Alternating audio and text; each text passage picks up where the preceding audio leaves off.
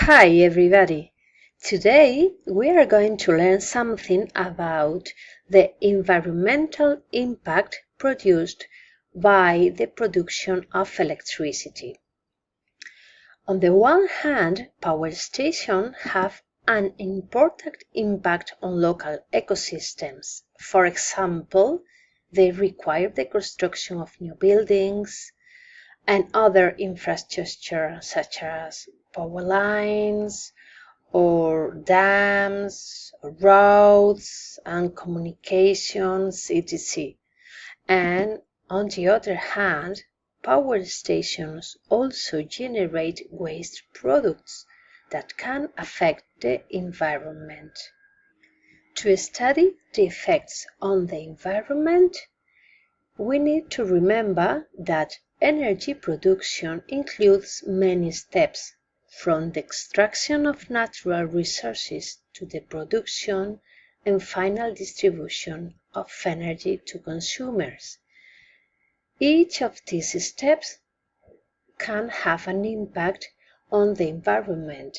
So let's go through these steps one by one. Extracting natural resources. Fossil fuels as coal, gas, and oil, and radioactive elements such as uranium must be extracted from the underground deposits. So, when those deposits are exhausted, we must find new ones to replace them, as they are non-renewable. Este es el primer problema que nos encontramos cuando trabajamos con fuentes de energía no renovables. Una vez que se agotan en un lugar, tenemos que ir a otro para volver a encontrarlas. On the other hand, the extraction of mineral resources can also damage the environment. For example, we may need to move large amounts of soil and rock. And sometimes large areas of forest have been destroyed to provide wood for fuel. Second step of producing electricity, transporting fuel. As you can deduce, these effects on the environment only occur when using fossil fuels. Esto quiere decir que el transporte de combustible evidentemente solamente producirá un efecto sobre el medio ambiente cuando estamos transportando combustible, que esto ocurre principalmente cuando hablamos de centrales que utilizan combustibles fósiles. Most oil, petróleo, is transported over land through pipelines and by sea in large ships called oil tankers. In both cases, natural disasters and human errors can cause oil spills. When these spills happen in the ocean, black tides, mareas negras, of oil can pollute many kilometers of coastline. This kills wildlife and can damage entire ecosystems. Natural gas, on the other hand, is transported over land through gas pipelines or by sea in tankers as liquid natural gas, and these tankers are called LNG carriers. Natural disasters and accidents can also affect gas pipelines and LNG carriers. Third step, generating electricity. I will give you only 2 examples of these power plants that have effect on the environment, producing or generating electricity. For example, hydroelectric power plants. These power plants require large amounts of water, which must be stored behind dams in reservoirs. These reservoirs, estos embalses, float large areas and land and change the natural flow of the river. Estos embalses inundan unas zonas muy amplias de terreno y además cambian el rumbo natural de los ríos. These changes have enormous effects on ecosystems along the entire length of the river. In addition, if there is an accident and the dam breaks, the effects can be devastating for the environment and for the local people. Cuando hay un problema o un accidente en una presa y la presa rompe, todo el volumen de agua almacenado baja por el cauce del río, causando graves problemas aguas abajo del río. The second example is thermal power plants.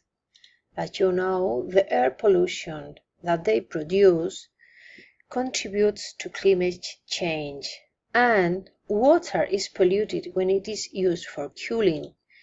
As you remember, most of the thermal power stations are located close to rivers or by the sea because they need cool water to condense the steam in the condenser. Si recordáis, las centrales térmicas necesitan agua fría para producir la condensación dentro del condensador, la condensación del vapor. Esto hace que generemos continuamente agua caliente que en algunas ocasiones se devuelve al río con el consecuente problema medioambiental que esto genera, agua caliente en un río. And the last step is waste treatment. Power stations that use non-renewable sources of energy produce large amounts of waste, mainly gas emissions and ashes, cenizas. However, some steps can be taken to reduce waste and its effects. So, for example, they are used filtros en las chimeneas. Filters can reduce pollutants such as nitrous oxide and sulfur. The use of low sulfur coal. Low sulfur coal can also be used to reduce sulfur emissions. And large forests should be protected because they remove CO2 from the air.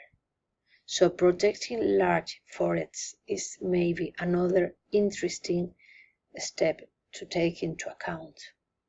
And now let's talk briefly about nuclear waste. As you know, nuclear waste is a radioactive waste, so it has to be taken away from any living beings. Nuclear waste is kept in special containers with thick walls that block radiation. At the beginning, they are kept in the power stations, float in swimming pools. But this is only for some years, and after that, they have to be buried in nuclear graveyards, which are usually located underground or in deep ocean trenches. Deep ocean storage can be a problem if corrosion damages the containers and the radioactive waste escapes. As a result, it is safer to store the waste underground in areas that are geologically stable to avoid accidents. Esto quiere decir, la basura radiactiva al principio se almacena en las mismas centrales, sumergidas en agua, pero esto solamente dura unos años. Después hay que llevarlo a los llamados cementerios nucleares. Se pueden localizar en el mar o también en el interior de la tierra, subterráneos. El problema de almacenarlos en el mar es que si la corrosión del agua marina llega a corroer los contenedores, puede ser que este material pase al exterior. Entonces, para evitarlo, quizás es más seguro localizar los cementerios nucleares en zonas subterráneas que sean geológicamente muy estables para que no haya ningún problema ni ningún accidente que pueda llevar al material radiactivo a salir al exterior. Ya sabéis que la basura nuclear tiene radioactividad durante miles de años. And this is all for today. Thank you for your attention. See you tomorrow in class.